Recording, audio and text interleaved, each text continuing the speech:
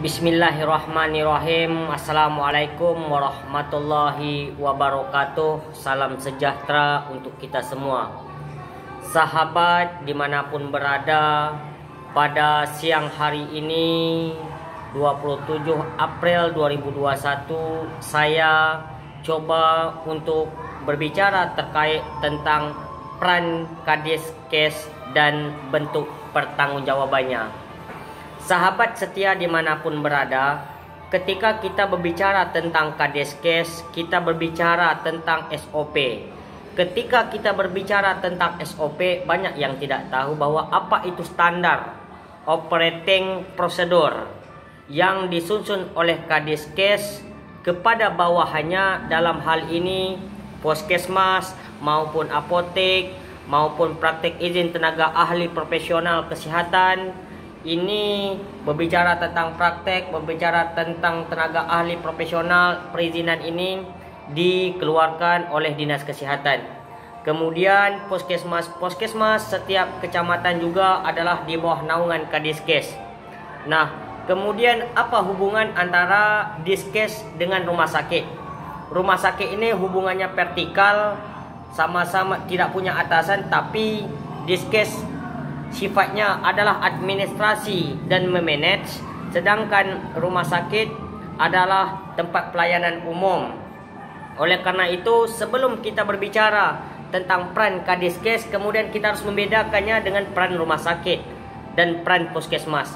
Hadirin sahabat setia dimanapun berada, mengapa saya berbicara tentang ini? Karena saya melihat ada sebuah kerancuhan yang dilakukan oleh Kadiskes Kepulauan Meranti, sehingga saya harus berbicara hal seperti ini. Nah, ketika saya berbicara tentang Kadiskes, apa yang dilakukan Kadiskes berdasarkan dengan SOP yang disepakati bersama bawahannya, dalam hal ini puskesmas, ya. Setelah melakukan penyusunan SOP, kemudian bagaimana mengetahui program prioritas maupun program yang tidak prioritas, atau program jangka panjang, program jangka pendek maupun program jangka menengah. Inilah program yang disusunkan oleh Kadiskes untuk memaksimalkan pelayanannya, yang misinya yaitu sebagai fasilitasi, kemudian pendanaan, kemudian sebagai keahlian kebijakan, kemudian berbicara tentang perlengkapan ini. Ini yang misi daripada Diskes untuk memfasilitasi tentang pelayanan itu.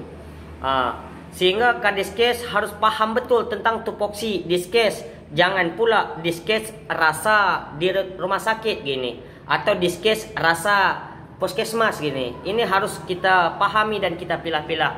Sahabat setia dimanapun berada, kita belum lama ini, ya, Wali Kota Medan Bobi Nasution memecat Edwin. Persoalan Edwin ini adalah Kadiskes Kota Medan dipecat oleh Bobi Nasution akibat daripada lambannya dalam penanganan COVID-19. Mengapa Edwin dipecat, ya, oleh Bobi Nasution, lalu menggantikan PLT ini adalah Samsul? Mengapa ini terjadi? Ini hanya persoalan bahwasanya terjadi lamban dalam penanganan COVID-19, hanya satu itu. Oleh karena itu, dari awal kita katakanlah tidak berbicara tentang memanage anggaran dari sisi, ya, kebijakan, dari sisi SOP, dari sisi program prioritas yang telah dilakukan oleh Diskes hari ini juga sudah jauh melenceng. Untuk itu kita berharap kepada Bupati Kepulauan Meranti tidak perlu ragu, tidak perlu sungkan untuk melakukan pemecatan terhadap Kadiskes, ya. Mengapa tidak Bobi Nasution aja berani memecat Edwin Kadiskes Kota Medan, apatah lagi posisi di Meranti ini yang sangat terjadi amburador. Nah, kemudian kita berbicara tentang Kadiskes tadi, bagaimana pelayanan kesehatan, bagaimana supaya terhindar daripada komplain, tuntutan hukum, bagaimana jangan terjadi malpraktek, bagaimana terhindar daripada persoalan-persoalan yang akhirnya menjadikan nilai pelayanan kesehatan, eksistensi kesehatan di suatu daerah sangat rawan. Ini ujung tombaknya adalah Diskes.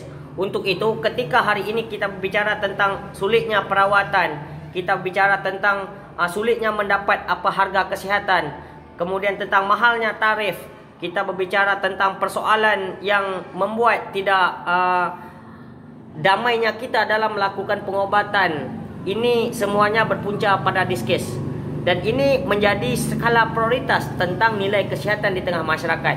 Oleh karena itu, kita juga menilai bahawa diskes Kabupaten Kepulauan Meranti sudah tidak profesional lagi.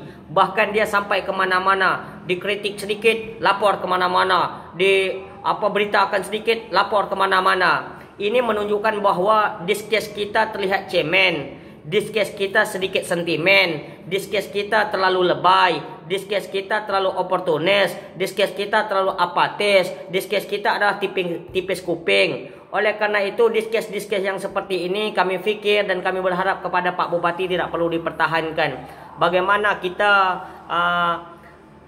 setelah diskes melakukan SOP, kemudian diskes bekerja sama dengan bawahannya, dalam hal ini Puskesmas, kemudian meminta persetujuan kepada Bupati dan pengesahan serta dukungan. Ini hal-hal yang diskes lakukan sehingga berjalanlah yang namanya misi dan visi daripada diskes itu. Bagaimana memfasilitasi, bagaimana melakukan pendanaan, ya, kemudian bagaimana melakukan keahlian, bagaimana melakukan kebijakan, kemudian bagaimana penanganan. Nah, ini hal-hal yang teknis harus dilakukan oleh diskes. Ketika hal-hal ini tidak mampu oleh dilakukan diskes, disitulah ukuran ketidakprofesionalan yang diskes lakukan. Oleh karena itu, sekali lagi harapan kami, tolong Pak Bupati yang terhormat segera lakukan pemecatan terhadap diskes. Kemudian kepada Kejaksaan Negeri Kepulauan Meranti, kami berharap betul bahawa silakan lakukan tindakan sesegera mungkin terkait tentang dugaan laporan KKN dan penyalahgunaan wewenang yang telah diskes itu lakukan. Sekian dari kami, billahi taufiq wal hidayah. Assalamualaikum warahmatullahi wabarakatuh.